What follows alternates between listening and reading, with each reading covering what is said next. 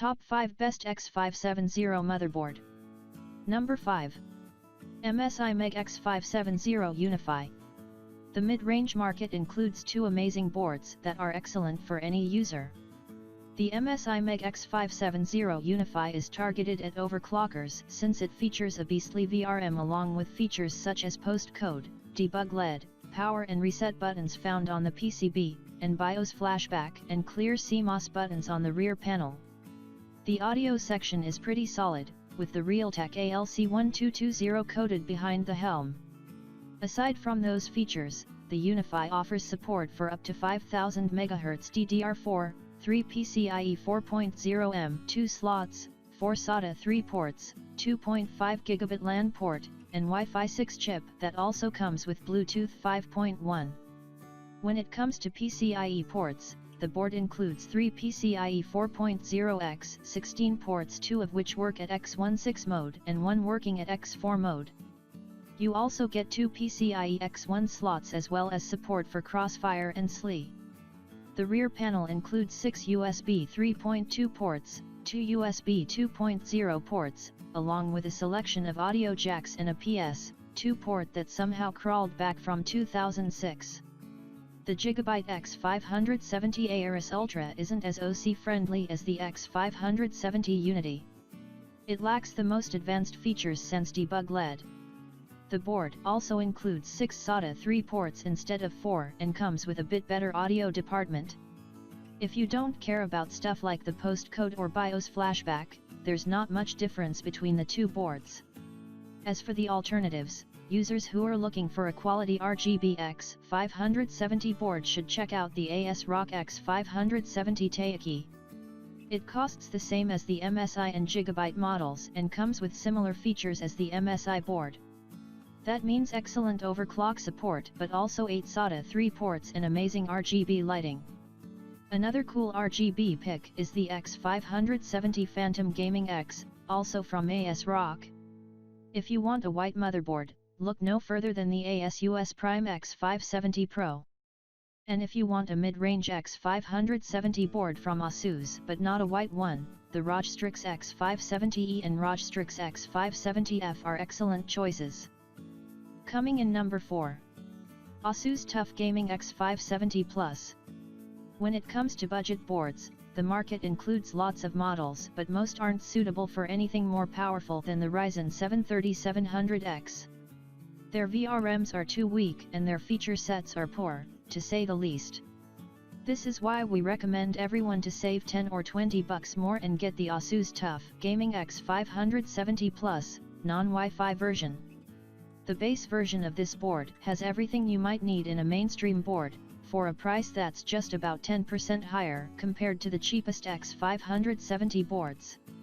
The VRM is good enough to host any Ryzen CPU.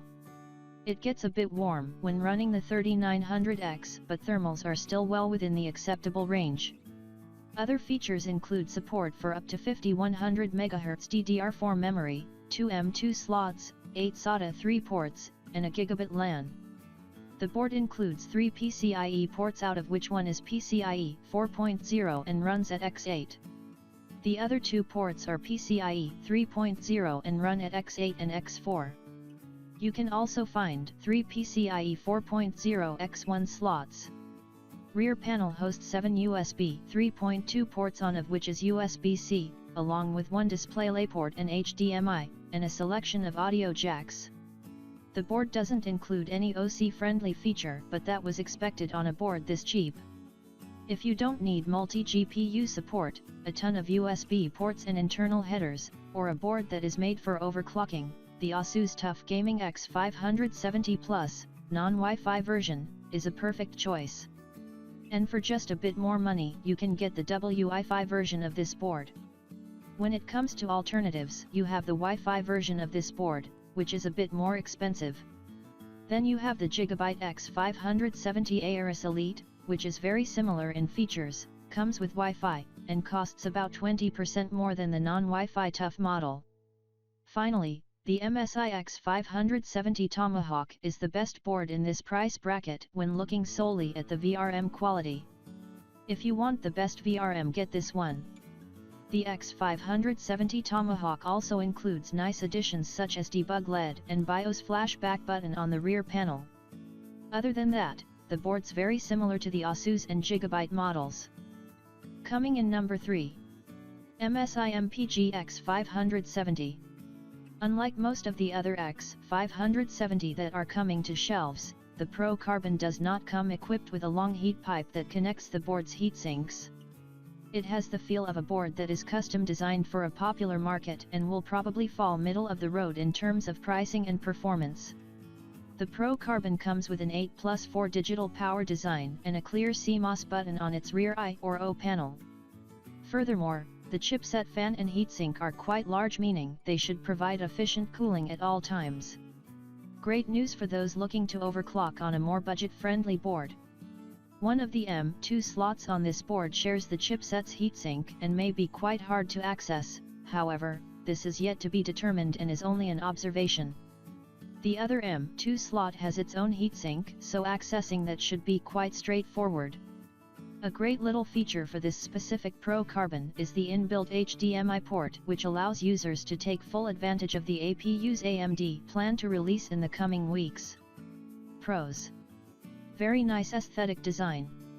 Seemingly very good overclocking potential. MSI signature RGB.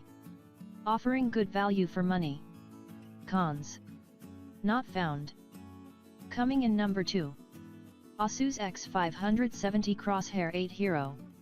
The 8 Hero is probably not the flagship X570 motherboard from Asus, however, we feel it will probably show the greatest value for money in the high-end range.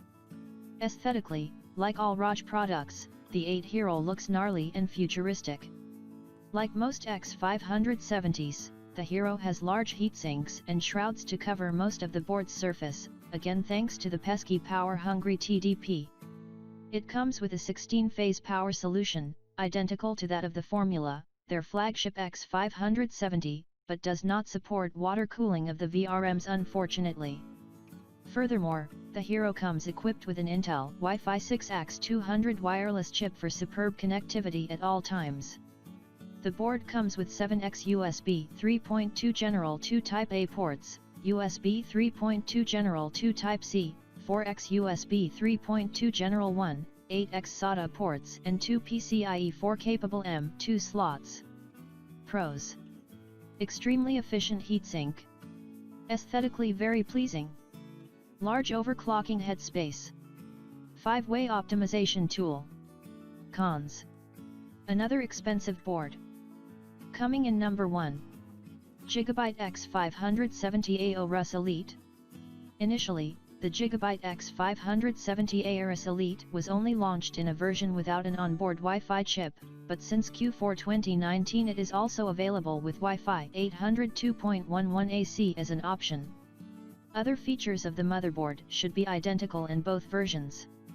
In Gigabyte's lineup of AMD X570-based motherboards, the Aorus Elite is the manufacturer's entry-level model, with more affordable components and a lesser feature set than the more expensive Aorus Ultra and Pro. Gigabyte launched a broad range of motherboards based on the X570 chipset in 2019, after AMD announced the platform along with its third-generation Ryzen processors. The X570 platform uses the same AM4 socket as previous generations, so second-general Ryzen CPUs can also be used with X570 motherboards, while the third-generation Ryzen is compatible with, for example, X470 and B450 motherboards, after a BIOS update. The main feature that separates the X570 platform from its predecessors, and at launch, all competitors, is the introduction of PCI Express 4.0 on the consumer market. This interface provides twice the bandwidth for PCIe 4-enabled SSDs that are able to utilize it. The X570 Aorus Elite or Wi-Fi has two M2 slots, both of which offer PCIe 4.0 bandwidth. One matching SSD heatsink is included with the board. Compared to the more expensive Aorus models, the Aorus Elite comes with a less sophisticated VRM, fewer high-speed USB ports, and does not support NVIDIA SLI multi-GPU setups. AMD Crossfire is however supported. Some of the more expensive boards also have an additional M.2 slot and 2.5 gigabit per second Ethernet. RAM support is identical in all Aorus X570 motherboards, up to 128 GB of dual-channel DDR4 running at, overclocked, speeds of up to 4400 MHz. The I/O shield is pre-integrated and Gigabyte's RGB Fusion 2.0 technology is included. Pros: good value. M.2 heatsink included. Integrated I/O shield. Cons: no rear Type-C port.